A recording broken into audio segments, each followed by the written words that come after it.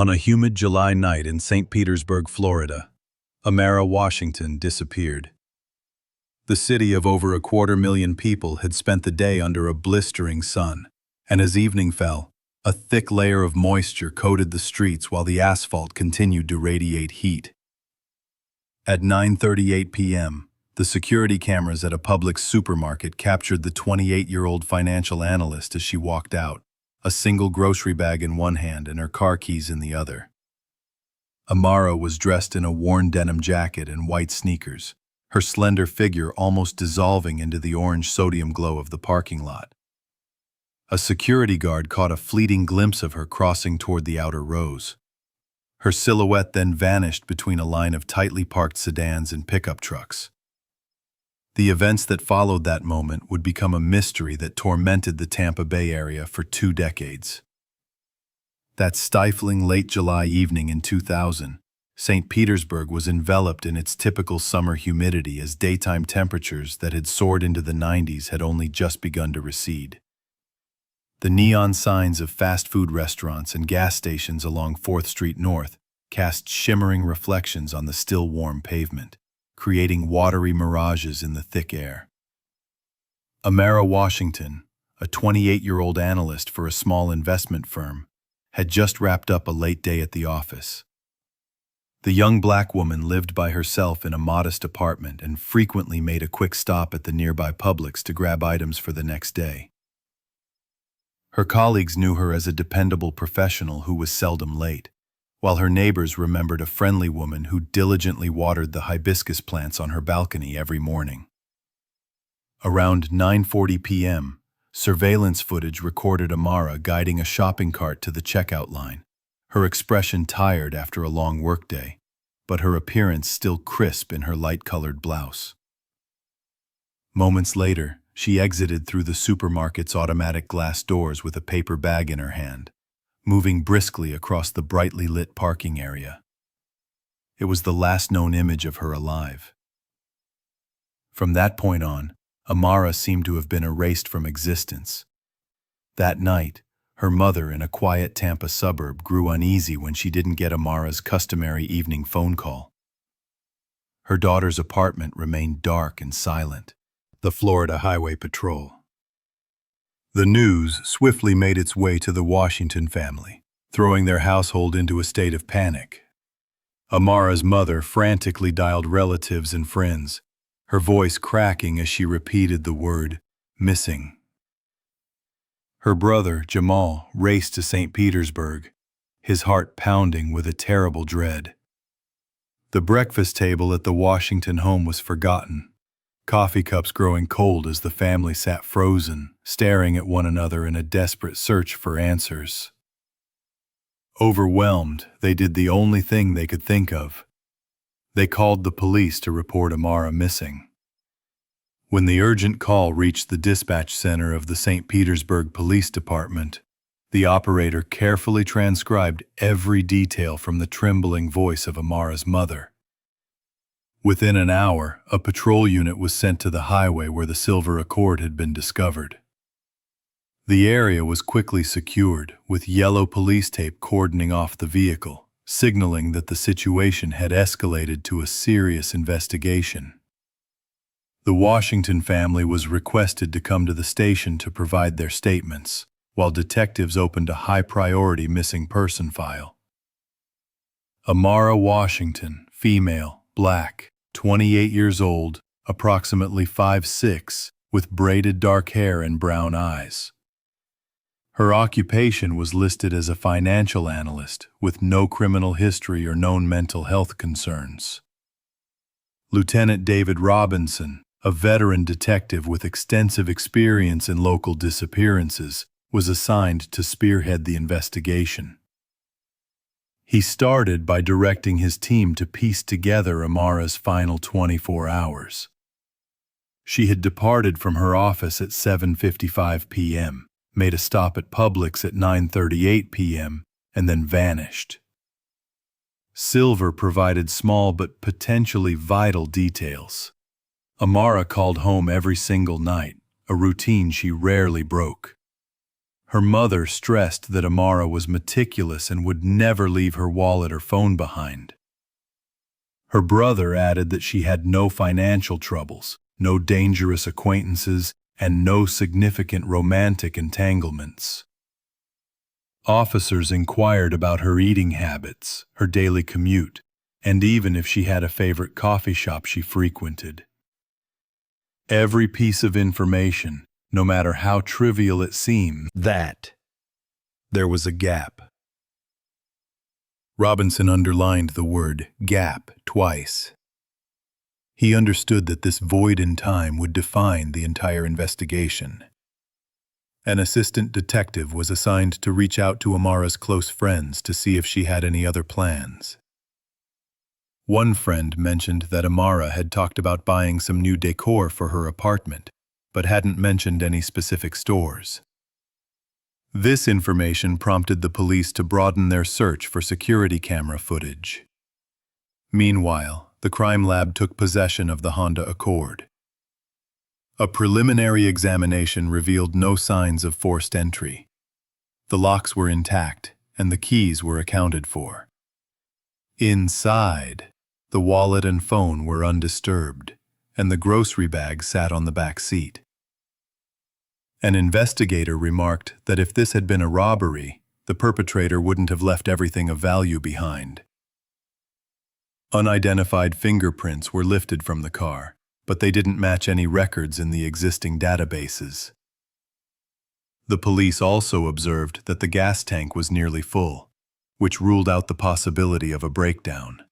The Washington family, meanwhile, was caught in an agonizing limbo between hope and terror. Her aging father meticulously wrote down every detail he could remember, from Amara's height to a small childhood scar on her knee, and handed the notes to the police. Her mother repeated over and over, "She never left without telling me. Never." Robinson knew he had to move quickly. He issued an urgent alert to all law enforcement agencies in Pinellas County and the surrounding areas, and coordinated with the FBI to prepare for the possibility that the case might cross state lines. At the conclusion of the meeting, he reviewed the timeline one more time. From 8 p.m. to 9:38 p.m., everything was accounted for. But from that point until her car was discovered, it was as if the humid Florida night had completely consumed her. Robinson gripped his pen tightly, fully aware that he was in a race against time, where every passing hour diminished the chances of finding Amara safe. The final notes from the emergency meeting at the St. Petersburg Police Department echoed in Lieutenant David Robinson's mind as the sun rose on the second day. He was acutely aware that without interest, relieve, ambiguity, search teams formed lines and began to move slowly through the thick undergrowth and tangled mangroves. K-9 units worked the damp ground, their noses to the earth, searching for any trace of human scent. Overhead, police helicopters circled, their infrared cameras scanning the terrain for any unusual heat signatures. The entire operation had the scale and intensity of a military exercise. Robinson moved among the search groups, his voice firm. "We don't overlook a single inch. She's out there, and we are going to find her." The Washington family was present from the beginning, standing behind the police barriers, their eyes tracking every figure that moved through the landscape, their ears attuned to every dog's bark. Amara's mother clutched the metal railing, her lips moving in silent prayer. Her father stood wordlessly, tightly holding a college graduation photo of Amara, her bright face beaming against a clear blue sky. Local news reporters flocked to the scene, their cameras panning across the search teams, the morning light glinting off the dark blue police uniforms. One reporter pushed forward, asking, "Are there any new leads, Lieutenant?" Robinson remained resolute. We are exhausting every possible resource. Specific details will be shared when it is appropriate. By midday, as the temperature climbed past 95 degrees, many of the volunteers were showing signs of heat exhaustion and were rotated out. The oppressive heat amplified the smells of wet earth and diesel fumes from the helicopters. Piles of empty water bottles grew beside the command tent. Robinson collapsed into a folding chair inside the tent, his shirt drenched in sweat, his gaze fixed on the map. He knew that if the second day passed without a breakthrough, the case would enter a gray area where disappearances without a trace are often lost to the passage of time. Reports from the search teams continued to come back empty. There was no blood, no evidence of a struggle, no torn pieces of clothing, and no fresh tire tracks in the soft soil. The dense Florida wilderness seemed to have hadn't stopped. But when he saw the news report the next morning, the image came rushing back to him. Ovis Robinson listened intently to the report, scribbling in red ink on the map. He circled the area and wrote, Ford F-150, green, 10 p.m., witness. The command tent grew quiet. A young investigator spoke up. It could be a coincidence, but it might be the lead we need. Robinson nodded. We can't afford to overlook anything. He immediately instructed the tech team to retrieve all traffic camera footage from the highway between 9:30 p.m. and 10:30 p.m. and contacted the DMV to run a check on registrations for green Ford F-150s in Pinellas, Hillsborough, and the surrounding counties. Outside, the search carried on until dusk.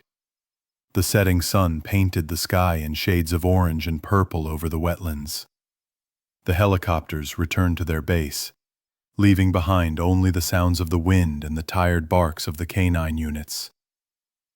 Volunteers collapsed onto the ground, hands on their knees, their faces flushed from the heat and exertion.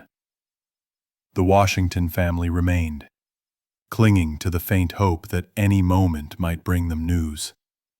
As the last of the daylight faded, Robinson packed up his files, his eyes bloodshot from lack of sleep. The urgent search on the second day had ended in a stalemate. There was no sign of Amara, no direct evidence of what had happened. Only the witness's account of the green F-150 remained, a phantom that had emerged from the night and then disappeared. But in Robinson's mind, it was the first, albeit faint, piece of a puzzle that could lead them deeper into the dark mystery that had enveloped Amara Washington. The image of the dark green Ford F-150 was prominent in Lieutenant Robinson's thoughts as he began the third day of the investigation. However, rather than focusing exclusively on the elusive truck from the witness's account, he knew that another critical avenue had to be pursued. Years of experience had taught him that when a woman disappears under mysterious circumstances, her circle of close contacts is always the first place to look. Want anything bad to happen to her, Marcus said, his voice thick with emotion. Next on the list were Amara's co-workers from the investment firm who were questioned one by one. Most of them described her as a dedicated and kind person who avoided conflict. But one colleague, Brenda Lewis, shared a piece of information that immediately captured Robinson's attention. About 2 weeks before she went missing, Amara told me she felt like someone was watching her. She wasn't sure who it was, but a few times after work she noticed a strange car parked near the office lot. The headlights were aimed right at her usual parking spot. When she would turn to get a better look, the car would drive away. Brenda added that Amara had become anxious and was even thinking about changing her work schedule to avoid leaving the office so late at night. This detail was highlighted in red in the case file, raising a critical question. Could the strange car Amara had mentioned be connected to the green F-150 seen near her abandoned Accord? By the afternoon, police were canvassing the area around Amara's apartment building. An elderly woman who lived down the hall said, "Amara was always very polite, and she often helped me carry my groceries. But lately, I did notice she would look over her shoulder in the hallway, like she was on high alert." A younger neighbor recalled hearing footsteps in the hallway late at night, around the time Amara usually returned home. But when he opened his door to check, there was no one there. These fragmented accounts began to form a disturbing pattern. Amara had been living in a state of unease in the weeks leading up to her disappearance, possibly because she was being stalked. Robinson and his team compiled a list of 5 persons of interest. It included Marcus Jones, 2 co-workers who frequently shared late shifts with Amara, a young neighbor who was often seen in the parking lot late at night, and a building maintenance worker whose schedule sometimes coincided with Amara's late arrivals. None of them were arrested, but all were marked for continued observation. Robinson warned his team, "Don't be too quick to rule anyone out. A solid alibi today could fall apart tomorrow."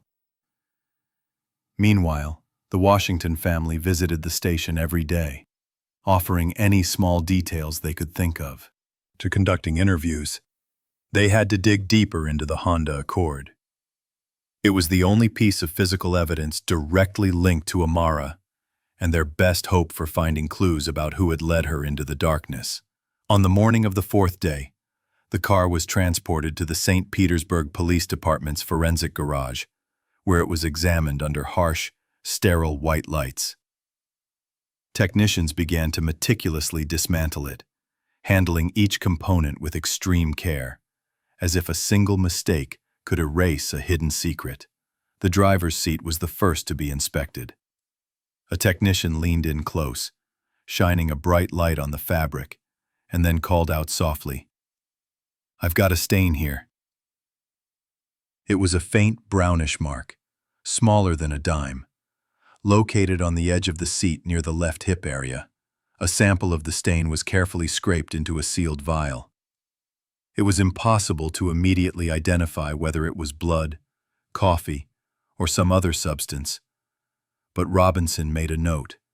"Unusual stain. Requires biochemical analysis." Left on the driver's seatbelt, examined under a microscope, they discovered a single, long, dark brown hair. It was noticeably different from Amara's tightly braided dark hair. The hair was lifted with specialized tweezers and placed into an anti-static plastic bag. It had the potential to be a critical clue, but in the year 2000, DNA testing was not advanced enough to extract a complete genetic profile from a single hair shaft without the root. Robinson asked the lead technician, "Can we get an analysis on this now?" The technician shook his head. "All we can do is confirm its basic characteristics, like whether it's human or animal. To get a full DNA profile, we would need the root. This is just a fragment." The response caused Robinson to frown. Another reminder of how the technology of the era was hampering their progress. Forensic experts continued to inspect the floor, the gear shift, the steering wheel, and the passenger seat. There were no signs of a struggle or that the car had been rummaged through. The wallet and phone remained untouched, which reinforced the theory that this was not a simple robbery. Another detail caught their attention. Photo. The witness's account hadn't been a fabrication after all. A Ford F-150 had indeed stopped next to Amara's car on the night she vanished. But how many green Ford F-150s were registered in the Tampa Bay area? It could be thousands, perhaps even tens of thousands. It was a valuable clue, but one that opened up a vast sea of information that would be difficult to navigate. Robinson noted in his report, "Unknown hair, driver's seat. Unidentified stain, driver's seat. Suspected F-150 tire track. Seen. These 3 points formed a diagram, but they all led to a technological dead end. He knew that in 2000, the FBI's CODIS system was still in its infancy, with limited DNA data from across the country, making a match from a single hair fragment nearly impossible. The room was filled with the familiar sense of frustration that plagued investigations of that time. The evidence was there, but it wasn't strong enough to identify a suspect. In the white command tent at the scene, Robinson spread out a map marked with red dots. He called his team together. "We have 3 clues. None of them are enough to charge anyone, but they all point to one possibility. Amara did not disappear on her own. Someone else drove this car here, sat in the driver's seat, buckled the seatbelt, and may have left in an F-150. All eyes were fixed on him, the mood tense but sparked with a renewed sense of determination. A young investigator asked, "What's our next move if the DNA doesn't give us anything?" Robinson replied firmly, "We keep going. Seal all the samples, send them to the state lab, preserve the scene. Time may be working against us, but science will catch up. One day, these hairs and stains will talk." Meanwhile, the press gathered outside, their reporting relentless. St. Pete police, still without leads in Amara Washington case, blared a bold headline in the local paper. The Washington family watched each news broadcast in agony, their hope slowly turning to despair. Amara's mother asked Robinson, "Have they found anything in her car yet?" He couldn't bring himself to share the surrounding communities. On the front page of the Tampa Bay Times, a bold headline declared, "St. Pete woman vanishes mysteriously. Police suspect foul play." The only existing image of her from the public security camera, showing Amara clutching a grocery bag as she walked through the glass doors, was printed with stark clarity. Her tired but composed face became the symbol of a disappearance that had sent a chill through the entire region. Local television stations set up their equipment near the search area, with reporters broadcasting live updates every hour. Residents followed the story on their screens, debating the case in coffee shops, supermarkets, and workplaces. Did she leave with someone she knew? Or was she the victim of a random act of violence by a stranger? Rumors spread faster than any official police press release, making an already murky case even more convoluted. The Washington family, who had always been private people, were suddenly thrust into the center of a media storm. Mrs. Washington, Amara's mother, appeared on a Tampa television channel for the first time, her face pale and gaunt under the bright studio lights. She looked directly into the camera, her eyes red-rimmed. "Please, help us find our daughter. She would never leave without a reason. She would never abandon her family." Her voice, trembling but resolute, moved many viewers to tears. Her brother Jamal also made an appearance, issuing a call to action for the community. These televised pleas were aired repeatedly, transforming a local incident into a statewide news phenomenon. However, the media frenzy also had a dark side. Some tabloid papers ran sensational headlines like, "Did Amara run off with a new lover?" or "Debt-ridden analyst flees town." The family was deeply pained by these articles, knowing that Amara had no debts and no complicated romantic life. In a brief press conference, Robinson stood before a bank of cameras. With a firm voice, he stated, "We have reason to believe this was not a voluntary disappearance. The scene and the evidence we have collected suggest foul play. This is a criminal investigation. Tampa suburb was constantly staked out by reporters, and their neighbors watched their every move. Amara's father, a naturally reserved man, repeatedly declined requests for interviews. But he understood that only sustained media attention could keep the case from being forgotten. He quietly told Robinson, "We don't like all this noise, but if it helps find her, we'll endure it." As the days turned into a week, Amara Washington's name flooded the radio waves, newspapers, and television screens. The image of the 28-year-old woman with intelligent, kind eyes became a topic of discussion on late-night talk shows where self-proclaimed experts debated whether it was a case of a voluntary disappearance or a criminal abduction.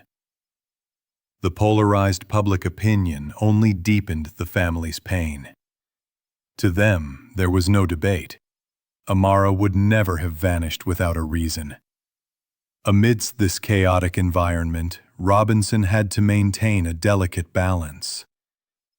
He needed to share enough information to reassure the public, while withholding key details to protect the integrity of the investigation. He knew that any careless words spoken on camera could be seen and heard by a potential suspect. Each night, when he returned to his office, he would see Amara's face on the television screen, her eyes seeming to plead to be found. That immense weight transformed the case from a professional duty into a personal responsibility that he could not let go of. By the end of the first week, the atmosphere in St. Petersburg was heavier than ever. The relentless media coverage, a community divided between hope and suspicion, and a family exhausted by worry and public scrutiny, all contributed to the oppressive mood. Robinson knew in his gut that without a breakthrough soon, the Amara Washington case was at risk of fading into a dangerous silence, where only rumors and headlines would remain, and the truth would slip further and further away. The first week passed in a whirlwind of media frenzy, followed by a second and then a third. As time went on, public attention began to wane, giving way to newer headlines in Florida. But inside the investigation room at the St. Petersburg Police Department, to the St. Petersburg Police Department's cold case list. On the cover of the file, the typed words read coldly, "Possible abduction. No body." Those stark words became Amara's new legal status. Robinson knew that this designation meant a significant reduction in manpower and resources. The case would no longer be a priority, and would only be revisited if new leads emerged. He closed the file with a heavy sigh, feeling as if he were abandoning a life in the dense Florida wilderness. The Washington family received this news with utter despair. They had been holding out hope for a clear investigative path, but now all they had were promises. "We will reopen the case if we get any new information." Amara's mother wept during a press conference, clutching a photo of her daughter. Her father stared blankly into the distance, his eyes hollow. To them, Amara was not a case number or a possible abduction. She was their daughter, their blood, their reason for waking up each morning, but they refused to let the case fade into obscurity. That summer, the Washingtons and Amara's friends organized a candlelight vigil in a downtown St. Petersburg park. Dozens of people attended, holding white candles and singing prayers. The flickering lights reflected on the anxious faces of her parents, symbolizing the fragile hope that the truth would one day come to light. The press covered the event, but it was relegated to small corners of the newspapers, like a footnote to a story that was already over. Year after year, the family continued to hold these vigils, They printed posters with Amara's image and hung them at bus stops and on utility poles throughout Tampa and St. Petersburg. Each poster read, "Missing since July 12, 2000. If you have any information, please call the St. Pete Police." The hotline number was printed in bold below, but it rarely rang. Occasionally, the family would receive anonymous calls, which were often cruel hoaxes or taunts. Each time this happened, their sense of isolation in their fight against oblivion deepened. Robinson, though assigned to other cases, would occasionally pull Amara's file from the shelf. He would stare at the sealed evidence bag containing the held a memorial, with candles, prayers, and Amara's photo. Her face frozen in time at 28, smiling gently. In their eyes, time had stopped in the year 2000, and the memory of the young woman who vanished that night remained as vivid as if it had happened yesterday. For Robinson, the possible abduction, no body file sat on a shelf with hundreds of other Florida cold cases. But he knew that behind each of those files was a family waiting, living in a state of perpetual pain. And for the Amara Washington case, he felt something different. He had a sense that the silver Accord, the unknown hair, and the green F-150 from the witness's account were real pieces of a puzzle, just waiting for the right moment to come together and reveal the truth. When Amara Washington's file was officially shelved with the cold case label, "Possible Abduction, No Body," the months that followed turned into a grueling, unending wait. The Washington family held vigils, posted flyers, and petitioned the police department, but the investigation had little to report. Throughout the early 2000s, the file was periodically opened and closed, like a door being stirred by a faint breeze, but never fully pushed open. Each new major case in Florida diverted manpower and budget, leaving Amara's case to languish in the dark. In early 2002, Robinson made an attempt to send the hair and the stain from the Accord seat to the state crime lab for a CODIS comparison. The result was what he had feared. No match. There was no record in the federal criminal DNA database that matched the samples. This meant that the culprit, if one existed, had either never been arrested or had never had their DNA profiled. The brief glimmer of hope was quickly extinguished. In 2004, another review of the case focused on the tire track. A mechanical forensics expert compared the tread pattern to dozens of different tire types and could only conclude that it was likely from a Ford F-150, which was insufficient evidence for a unique identification. As time passed, many of the veteran investigators slightly stirred by the rise of the internet. In the mid-2000s, as online forums dedicated to true crime and unsolved disappearances began to flourish, Amara Washington's name resurfaced on sites like Web Sleuths. Curious members of these online communities dug up old news articles and reshared the grainy image from the public security camera. Someone, claiming to have been a college classmate of Amara's, posted that she had been introverted and had few close friends, which made her disappearance seem even more strange. These online discussions yielded no solid evidence, but they did keep the story from being completely buried. The Washingtons would occasionally read these posts, finding some comfort in the fact that there were still people who remembered their daughter, yet also feeling a sense of pain, knowing that the internet's interest couldn't bring Amara back. Meanwhile, Robinson carried a lingering sense of guilt. He would sometimes visit the evidence locker, reopen Amara's file, and stare at the sealed bag containing the unknown hair.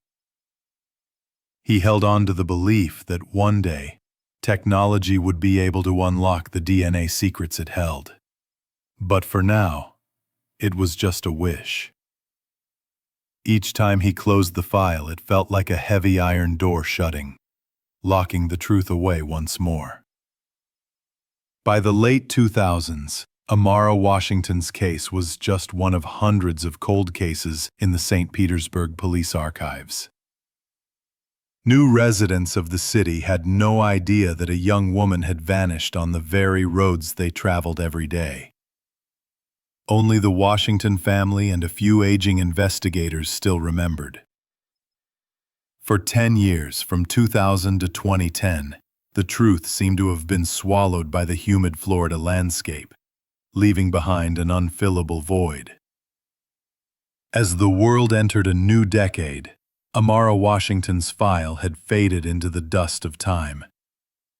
But fate has a strange way of bringing the past back to the surface. 16 years after her disappearance, on a scorching hot June morning in 2016, a crew of construction workers on a State Road 60 expansion project near Brandon began their shift as usual. Bulldozers roared to life, their heavy shovels piercing the cracked dirt. They recovered 3 distinct items: a frayed denim jacket, a silver heart-shaped necklace that had rusted to a greenish hue, and a pair of white sneakers with a faded logo. Despite the erosion caused by time and the elements, these items perfectly matched the description the Washington family had provided back in 2000.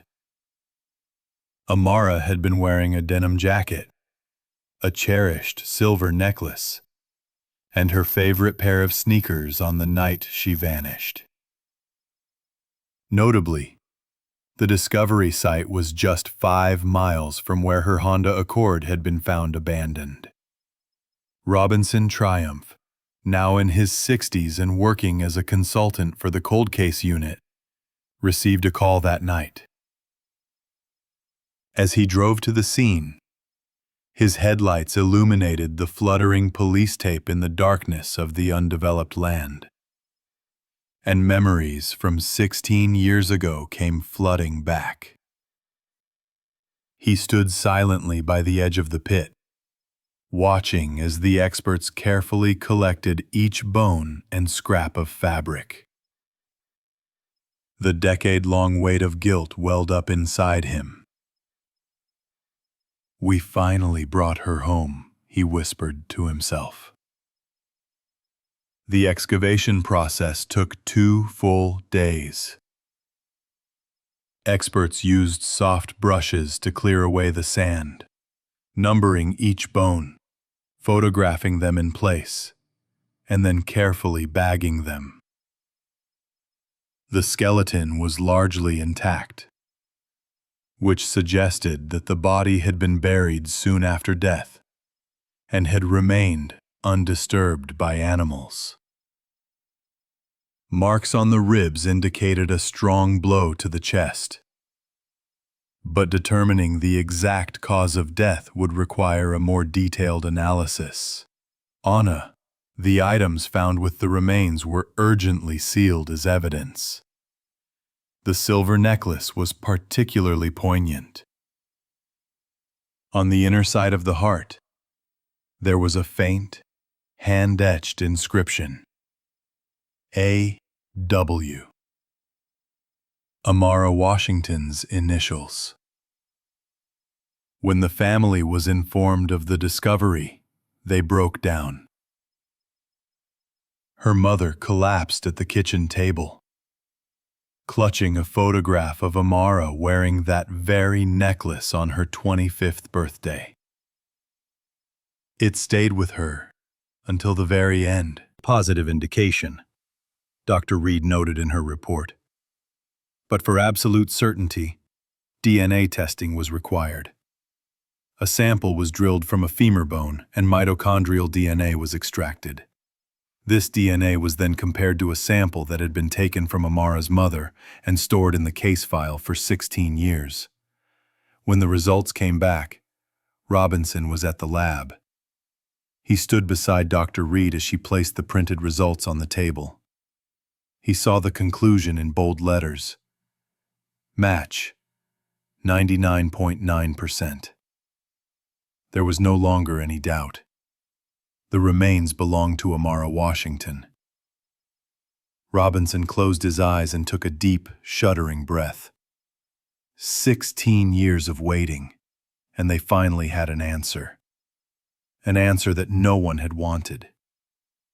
The Washington family was called to the station to hear the official news. When an officer read the words, "The DNA matches Amara Washington," the room fell silent. Her mother collapsed into a chair, her hands covering her face, her choked sobs echoing in the small room. Her father, his eyes red with unshed tears, stood rigid, as if trying to bear the weight of the family's collective pain. Her brother Jamal slammed his hand on the table and whispered, At least we found her." The air was heavy with both unbearable grief and a strange form of closure after so many years of living in limbo. A week later, a second funeral was held for Amara at a cemetery in a Tampa suburb. This time, it wasn't a prayer service for a missing person, but a final farewell for someone who was truly gone. The coffin was adorned with white lilies, and the rusted silver necklace and tattered denim jacket were placed beside it, like silent witnesses to her final journey. Hundreds of people attended.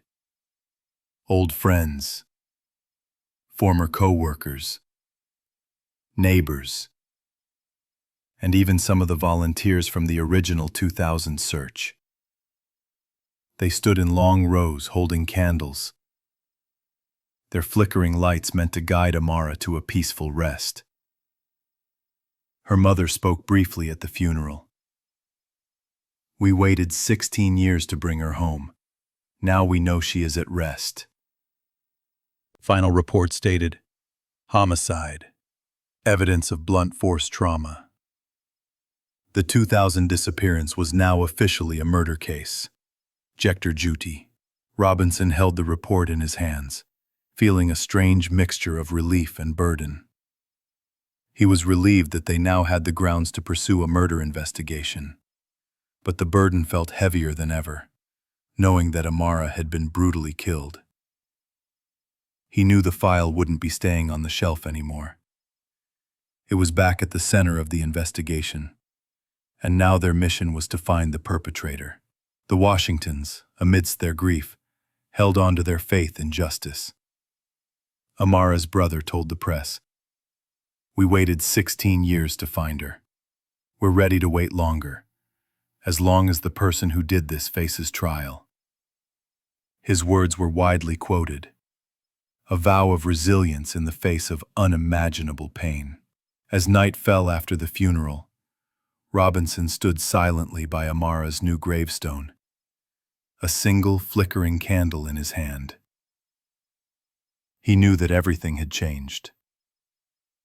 The Amara Washington case was no longer one of hundreds of dust-covered cold cases. It was active again, with solid evidence and a death certificate that was now marked as murder. He vowed that no matter how many more years it took, he would not let the killer escape. Jector Juti. The forensic report concluding that Amara's death was a homicide immediately brought the case back to the core of the investigation. Days after the funeral, Robinson and the newly formed Cold Case Task Force returned to the construction site in Brandon, where the remains had been discovered. The summer sun scorched the Florida landscape, and the reddish-brown sand was splotched with dark patches under the intense heat. But the police re-established the excavation area, setting up a white tent and marking every meter of the ground with yellow tape. They knew that to track down the killer after 16 years, they had to return to the place where Amara had been left. Technicians swept the area around the burial pit with metal detectors. It wasn't long before they found small, rusted pieces of metal, bolts and fragments of a vehicle's frame. Under a forensic microscope, experts suggested that these could be debris from a truck. Was another piece of evidence showing that a truck had been at that location, supporting the scenario of a killer using a truck to dispose of the body. Robinson gathered the team in the command tent and wrote a clear timeline on the whiteboard. 9:38 p.m. Amara leaves Publix, captured on camera. Approximate 10 p.m.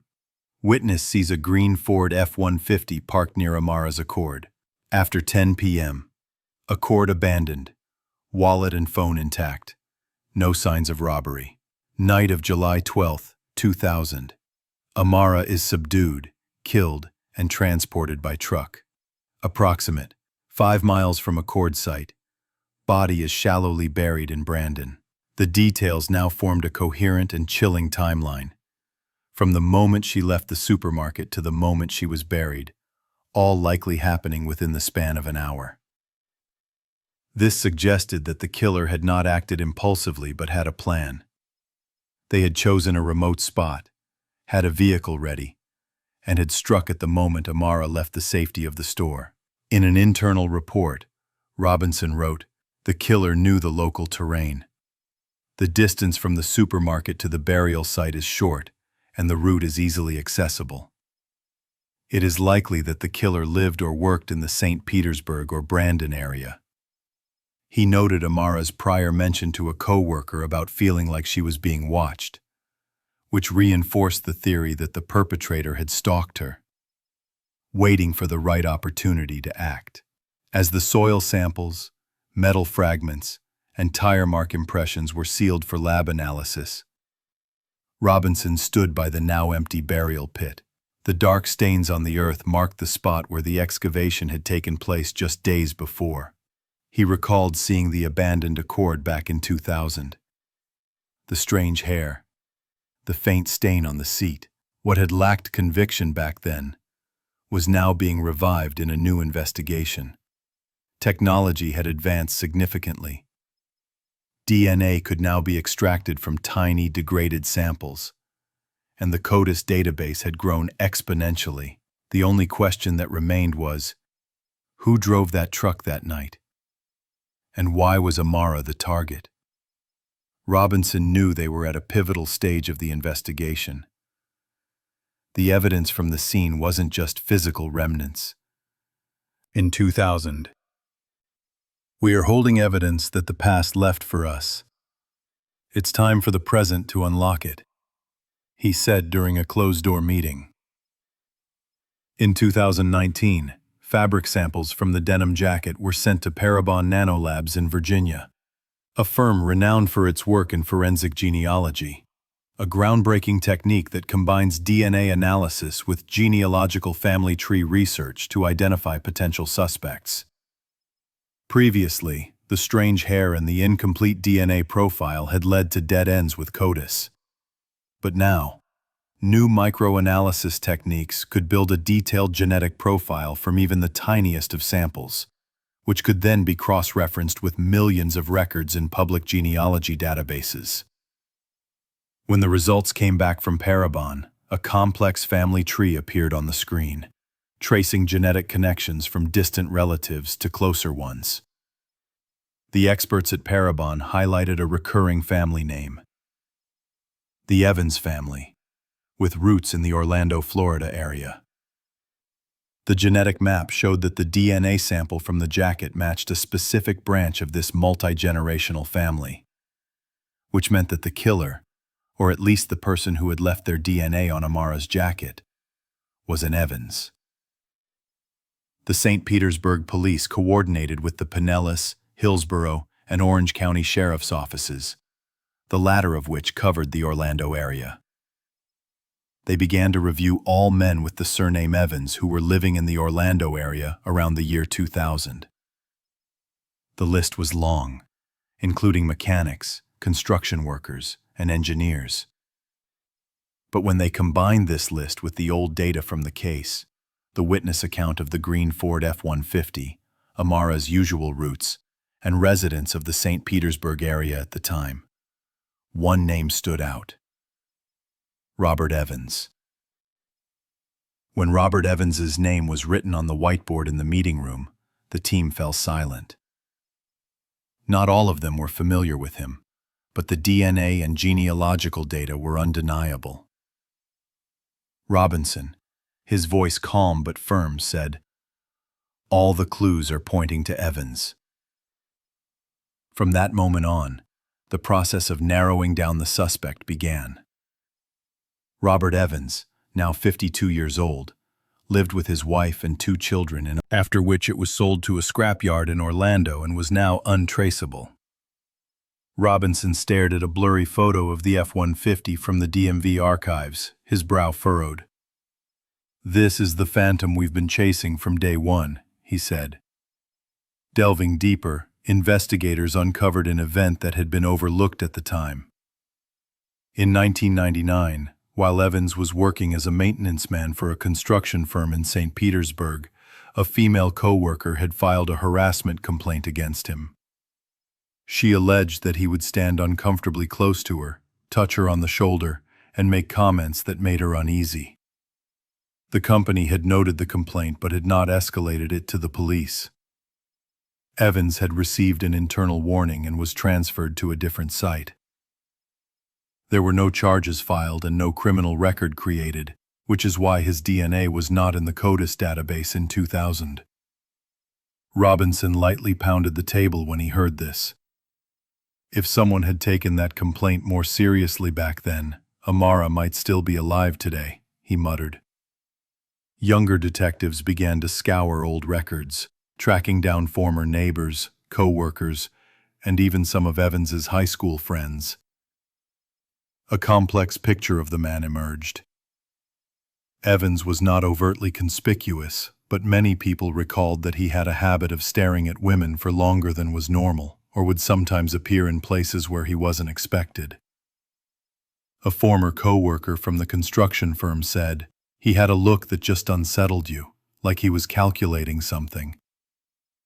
But he never caused any real trouble openly, so no one ever did anything about it. To bolster their suspicions, the team reviewed Evans's movements around July 2000. They discovered that he had taken 2 days off from work immediately after Amara's disappearance, citing illness, but he had no medical documentation to prove it. Those 2 days aligned perfectly with the time frame when the police believed Amara had been killed and buried. Robinson circled this information in red, his voice low. "That's not a coincidence." Once Robert Evans was identified as the prime suspect, the team knew that their next step required the utmost caution. They needed to obtain a direct, indisputable DNA sample to prove that this 52-year-old man, always ordering a large black coffee with no sugar and no cream. At noon, he would smoke a cigarette outside the company's parking lot, flicking the butt onto the sidewalk and crushing it with his boot. In the evenings, he would have dinner with his wife and kids, and sometimes take the dog for a walk.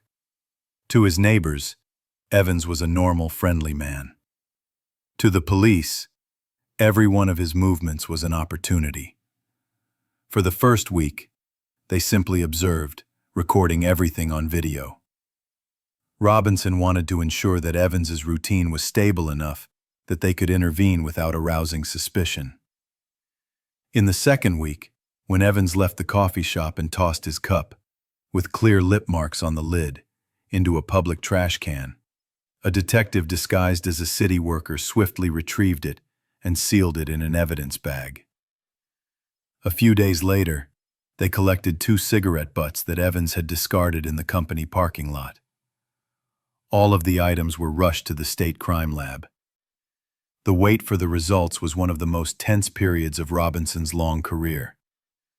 He sat in his office, staring at the old photo of Amara on the investigation board, recalling the promise he had made to her family.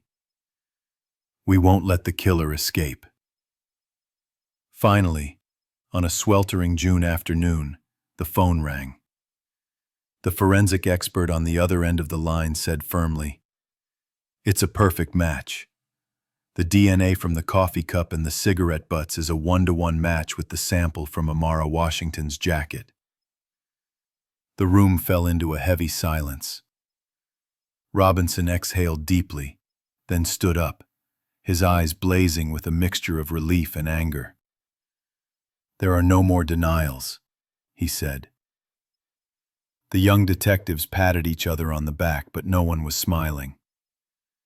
They knew this wasn't a victory, but the final step in a 2-decade-long journey. They had found the man whose DNA had been left in the darkness of that July night in 2000. The man who had buried Amara in the Florida earth. The report was printed and stamped in red. Full DNA match. Robert Evans. Robinson held it in his hands, his fingers tight. He knew that all the pieces now fit together. The witness's account of haunted Florida for 2 long decades. On June 24, 2020, Orlando, Florida awoke to another sweltering summer morning. But for the team from the St. Petersburg Police Department, it was a day of reckoning. After receiving the undeniable DNA results, Robinson and his team finalized the paperwork for Robert Evans's arrest warrant. A Hillsborough County judge signed it at 5 a.m., and immediately a SWAT team, in coordination with the Orlando Police Department, began the operation.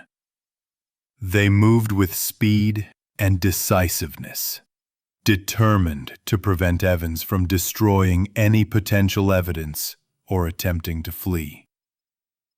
Evans's one-story home was situated in a quiet Orlando suburb, with small, manicured lawns and white picket fences separating the houses. His neighbors had long seen him as an ordinary man who walked his dog, made small talk about the weather, and helped clear leaves from the sidewalk.